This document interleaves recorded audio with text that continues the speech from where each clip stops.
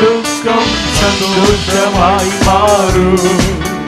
உங்கள் கவலைகள் கண்ணீர் எல்லாம் இருக்கிற எல்லாரும் கரங்களை தட்டி உங்கள் துக்கம் சந்தோஷமாய் மாறும்.